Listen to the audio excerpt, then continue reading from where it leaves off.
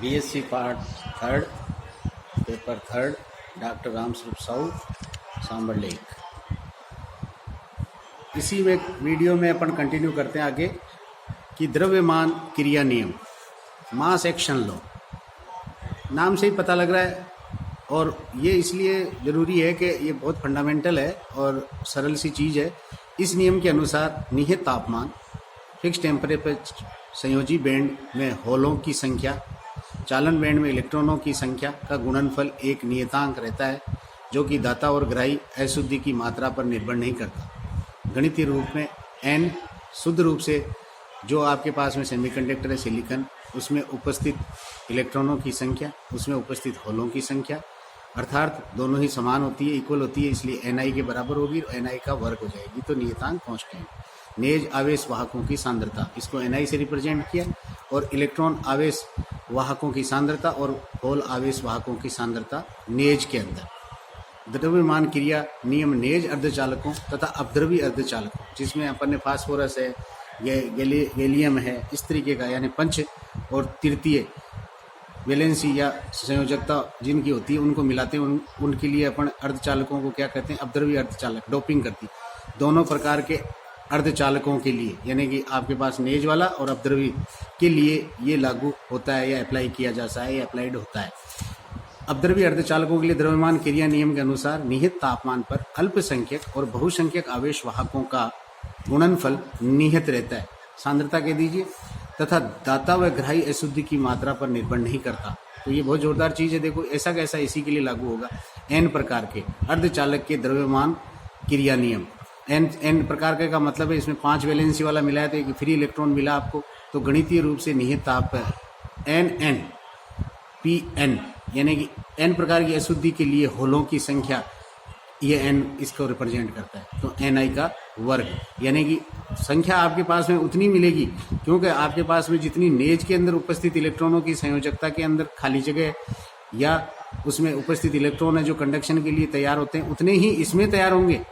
तो यहाँ ये कह रहा है कि यहाँ जो ni का वर्ग, यहाँ जो ni का वर्ग है वो का वही लिया है, पर यहाँ इसमें कम संख्या है, इसमें ज़्यादा संख्या है, तो यहाँ दोनों की समान नहीं है संख्या, परंतु ये कांस्टेंट होगी।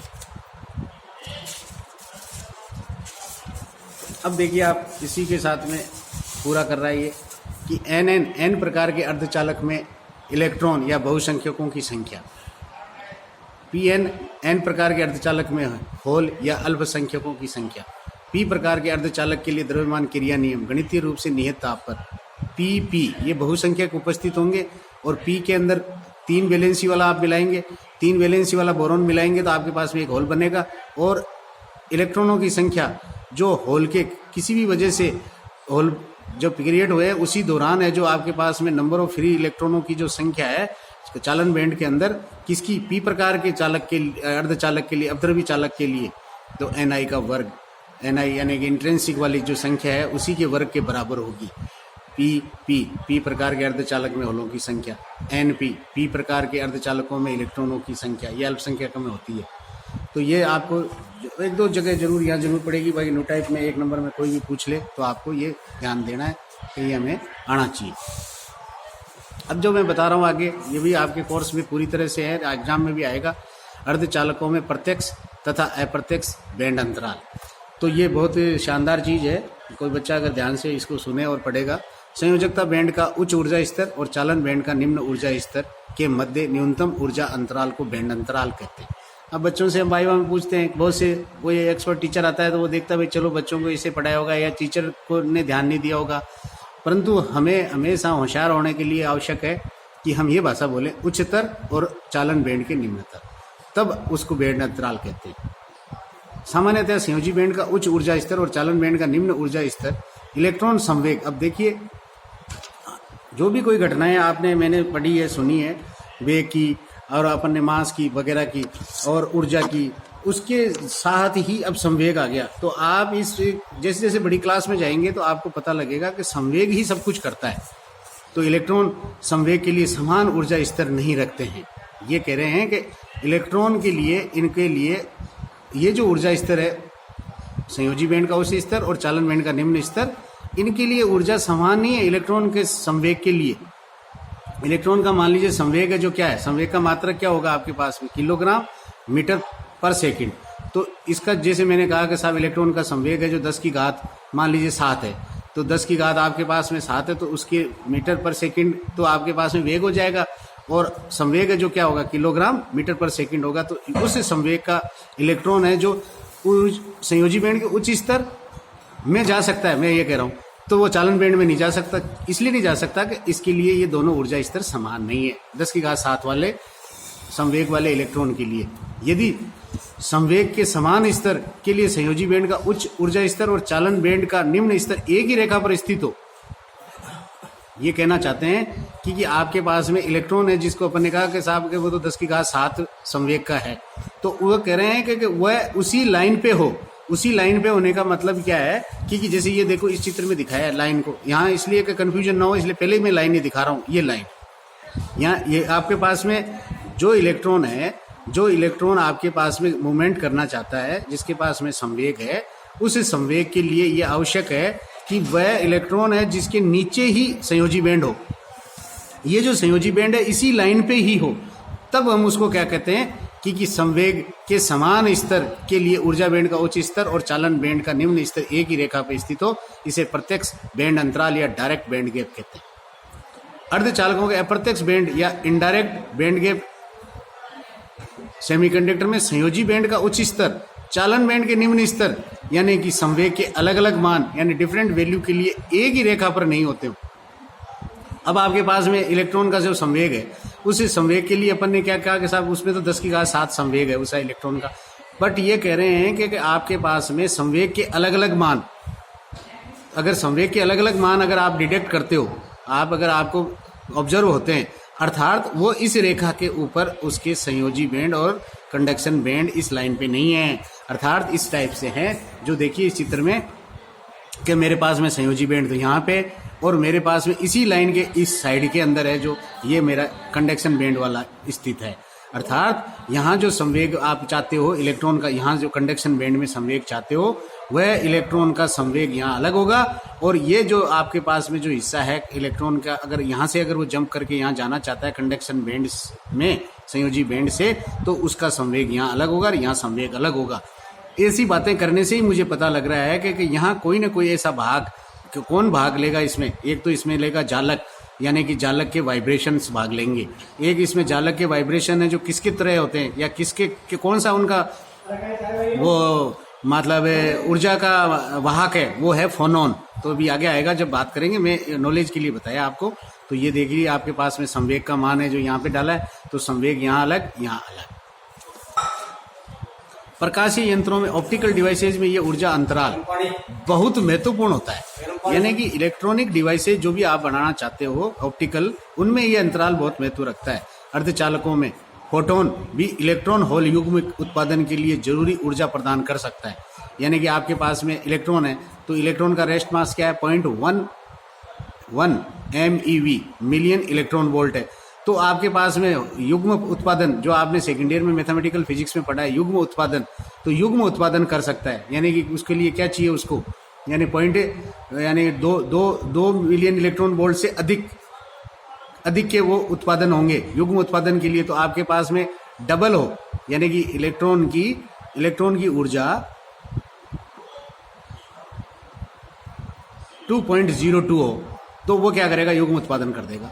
प्रत्येक फोटोन जिसकी ऊर्जा E है के लिए, अब ये जो मैंने अभी जो भाषा बोली थी मिलियन इलेक्ट्रॉन वोल्ट की, अगर कोई बच्चे का पढ़ा हुआ है तो उसको ध्यान होगा। तो यहाँ अब इन्होंने कहा है कि फोटोन के लिए क्या होता है, रेस्ट मास फोटोन का 0 होता है, इसलिए जो आपके पास रिलेटिविस्टिक रिलेशंस है उस रिलेटिविस्टिक रिलेशन के अंदर m0 का मान 0 होगा, तो आपके पास में b² c² is equal to E²। तो E² इनका अंडर रूट लेंगे तो आपके पास में P बराबर संवेग बराबर आपके पास में आ जाए E/c, c प्रकाश का वेग।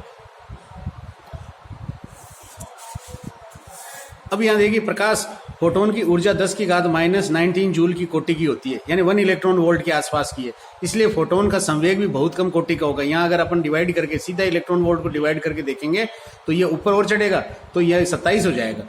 तो आपके पास में अब यहाँ इन्होंने नामकरण किया E ऊर्जा का फोटोन, अर्थात बैंड गैप E ऊर्जा के बराबर का फोटोन Eg, यहाँ जहाँ Eg बैंड गैप अंतराल है, आसानी से प्रत्यक्ष ऊर्जा अंतराल के अर्धचालक में इलेक्ट्रॉन होल युग्म का उत्पादन कर सकता है। तो मैं जो बात कह रहा था आपको कि होल युग्म उत्पादन करने के लिए अगर निर्वात में अगर मैं टक्कर मारता हूं तो 2.02 का अगर मेरे पास में सीधी सी बात है 2 मिलियन इलेक्ट्रॉन वोल्ट से अधिक का अगर मेरे पास इलेक्ट्रॉन है तो किसी भी निर्वात के अंदर अगर मैं पटीटा मारूंगा या धक्का मारूंगा तो मेरे पास में इलेक्ट्रॉन और होल युग्म पैदा हो जाएंगे, या इलेक्ट्रॉन और पॉजिट्रॉन होते हैं बेसिकली, उसके अंदर फोटोन को अगर भेजा जाता है। तो यहाँ क्या कर रहा है, यहाँ ये कह रहा है कि आपके पास में ये जो फोटोन है ये युग्म उत्पादन तो करेगा, परंतु इसके लिए आवश्यक है कि आप सेमीकंडक्टर की बात कर रहे हो, इसलिए सेमीकंडक्टर का जो बैंड गैप है उसके अंतराल के बराबर इसकी मिलियन इलेक्ट्रॉन वोल्ट या इलेक्ट्रॉन वोल्ट में ऊर्जा होनी चाहिए, क्योंकि इसके लिए बहुत ज्यादा संवेग की आवश्यकता नहीं होती किसमें, प्रत्यक्ष बैंड के लिए। और अप्रत्यक्ष बैंड में अर्धचालकों में ईजी का मान, ईजी यानी कि वेट ऊर्जा अंतराल ऊर्जा का फोटोन इलेक्ट्रॉन के संवेग में चिहित परिवर्तन कर सकता है, यानी कि इलेक्ट्रॉन के संवेग में जैसा वो चाहता है वैसा परिवर्तन कर सकता है। क्यों कर सकता है? जिससे इलेक्ट्रॉन होल युग्म उत्पादन हो, ये संभव है। परंतु इसके लिए इलेक्ट्रॉन फोटोन से ऊर्जा प्राप्त करने के साथ ही जालक कंपन यानी लेटिस वाइब्रेशन जिसे फोनोन कहते हैं से ऊर्जा या संवेग की प्राप्ति या अपव्यय करता है। यानी कि यहाँ एक दूसरा जो प्ले करने लग जाता है। तो कुल मिला के 3 जने हो गए, आपके पास में एक इलेक्ट्रॉन हो गया, एक फोटोन हो गया और एक आपके पास फोनोन हो गया। यहाँ है जो होल की बात क्यों नहीं की, ये कह रहा है कि इलेक्ट्रॉन में ही चिन्हित संवेग में यानी कि पसंदीदा इलेक्ट्रॉन के अंदर ही मैं परिवर्तन कर सकता हूँ संवेग में। यहाँ होल की बात क्यों नहीं की? होल है जो भारी है, होल है जो वेरी वेरी हैवी, या उसकी आपके पास में जो मास डेंसिटी है वो ज़्यादा है। होल है जो बेसिकली भारी है, इस वजह से उसमें आप चिन्हित या परिवर्तन सिग्निफिकेंस चेंज है जो नहीं कर सकते। बहुत ही कोई रिकॉइल एनर्जी लेता है तो लेता है वो, जैसे कि उदाहरण देते हैं आपको फर्स्ट लॉ ऑफ न्यूटन्स का के साथ में अगर बंदूक की गोली दागता हूं तो मेरे कंधे पे झटका आता है, या आप कॉम्पटन स्केटरिंग करते हो तो उसमें अपन रिकॉइल एनर्जी की बात करते हैं तो बहुत माइनर आती है। तो यहाँ जो चिन्ह आवश्यक जो परिवर्तन है वो इलेक्ट्रॉन में होगा, क्योंकि इलेक्ट्रॉन लाइट पार्टिकल। अप्रत्यक्ष प्रक्रिया एक धीमी गति की का उदाहरण है। ये कह रहे हैं अप्रत्यक्ष बैंड वाला जो कॉन्सेप्ट है, जो पहले मैंने बताया कि साइड में आ जाता है मेरे पास में ऊपर का कंडक्शन बैंड, जिसमें एक इलेक्ट्रॉन, एक फोटोन और एक फोनोन मिलकर प्रक्रिया को आगे बढ़ाते हैं। और ये रासायनिक अभिक्रिया के अनुरूप एनालॉगस ही है।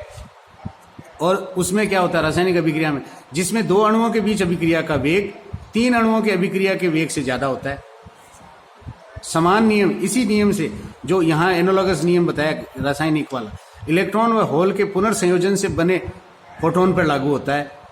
भाई वापस क्या करेगा, जो इलेक्ट्रॉन है उसमें उसने क्या किया, अप्रत्यक्ष बैंड के अंदर जो भी कोई घटनाक्रम करेगा तो कुल मिला के उदासीन होना है, टोटल उदासीन रहना है। तो आपके पास में इलेक्ट्रॉन होल के पास में पुनर्संयोजन भी करता है और वापस इलेक्ट्रॉन को ऊर्जा मिलती है तो फिर कंडक्शन बैंड में जाता है और चालन करता है धारा का। तो यहाँ कह रहा है पुनर्संयोजन से बना फोटोन जैसे ये इसके साथ में युग्म बनेगा, वापस युग्म खत्म करेगा, युग्म बना हुआ उसको खत्म करेगा, पुनर्संयोजन करेगा तो एक फोटोन एमिट होगा। पुनर्संयोजन की प्रक्रिया प्रत्यक्ष बैंड अंतराल में ज्यादा प्रभावी होती है। यानी कि वहां तो ये कहने का मतलब आपको बहुत ही शीघ्रता से ये पता भी लग जाएगा, दिख भी जाएगी, या आप ऑब्जर्व करोगे तो ऑब्जर्व हो जाएगी। मध्यवर्ती फोनोन के कारण अप्रत्यक्ष बैंड में पुनर्संयोजन की प्रक्रिया कम प्रभावी होती है, यानी कि इफेक्टिव। यहाँ इफेक्टिवनेस का ये मतलब है कि आप अगर ये चाह रहे हो कि किसी इलेक्ट्रॉन को आपने मान लीजिए कोई बैंड गैप के बराबर ऊर्जा दी, तो डायरेक्ट आपके पास में जो बैंड है उस सेमीकंडक्टर वाले में तो बिल्कुल आपको पता लगेगा, देखो करंट दिख गई, कोई भी उसका फिनोमिना है जो हो जाएगा, इसको ही कहा है कि प्रभावी होगा। इसमें है जो आपको दिखेगा पर बहुत धीरे दिखेगा या लेट दिखेगा। यहां इन्होंने एक एग्जाम्पल दिया है कि साहब ये आपके पास में ई वाला है और ये संवेग वाला है। तो ये ग्राफ जो खींचा है ये सेमीकंडक्टर है, इसमें आर्सेनिक मिलाई हुई है, ये गैलीनियम का। तो ये आपके पास में क्या हुआ, GAS का E के वक्र दर्शाया गया, जिसमें स्पष्ट है कि GA और AS एक प्रत्यक्ष बैंड अंतराल के अर्धचालक का उदाहरण है। यह प्रत्यक्ष बैंड का उदाहरण इसने कह दिया कि ये बिल्कुल इसी स्ट्रेट लाइन के ऊपर आते हैं, इसलिए प्रत्यक्ष बैंड का उदाहरण है। जिनका उपयोग प्रकाशीय या ऑप्टिकल डिवाइसेज जैसे LED लाइट एमिटिंग डायोड आजकल बहुत पॉपुलर है, तो लाइट एमिटिंग डायोड के लिए ये वाला सेमीकंडक्टर डोपिंग काम में ली जाती है, बनाने के काम आते हैं। जबकि सिलिकॉन जो कि एक अप्रत्यक्ष बैंड अंतराल का उदाहरण है, जो आगे के चित्र पे दिखेगा, हम निर्माण के लिए प्रयुक्त नहीं कर सकते। किसके लिए? LED के लिए। तो LED इसके बने होते हैं GA के और कहने का मतलब इसी के आगे के सिलिकॉन का ई के वक्र यानी कि मोमेंटम और ये ऊर्जा। तो यहाँ जो एक लाइन के ऊपर यानी कि आपके पास में डायरेक्ट बेंड होता है, यहाँ एक लाइन के ऊपर नहीं है, जबकि क्या है अप्रत्यक्ष बेंड है किसके करस्पॉन्डिंग, आपके पास में संवेग के करस्पॉन्डिंग। यहाँ देख लीजिए संवेग चेंज है, यहाँ का संवेग और यहाँ के संवेग में परिवर्तन है, चेंजेज है। यहाँ जो आपके पास में ईजी है जो पहले वाला जो अपन ने देखा चित्र उससे इसका मान है जो कहने का मतलब छोटा है, परंतु ये आपके पास में ऑप्टिकल डिवाइसेज बनाने के काम में नहीं आएगा क्योंकि ये अधिक प्रभावी नहीं होते, ये इनडायरेक्ट बेंड होते हैं। ठीक इसी प्रकार से जर्मेनियम का है, तो जर्मेनियम का भी आपके पास में बेंड गैप है जो करस्पॉन्डिंग टू, देख लीजिए यहाँ मोमेंटम इधर की तरफ ज्यादा है, तो ये आपके लिए क्या हुआ, यानी कि ये कंडक्शन बैंड में इलेक्ट्रॉन तो जाएगा परंतु ये इनडायरेक्ट बैंड का है, इसलिए ये भी प्रभावी कम है, इसलिए इसको भी ऑप्टिकल डिवाइसेज में हम काम में नहीं ले सकते। तो ये दो चीज़ है जो आपको ध्यान देनी है और ये दोनों चीज़ें बहुत इंपॉर्टेंट है, और डायरेक्ट और इनडायरेक्ट बैंड इन सेमीकंडक्टर हैं। धन्यवाद।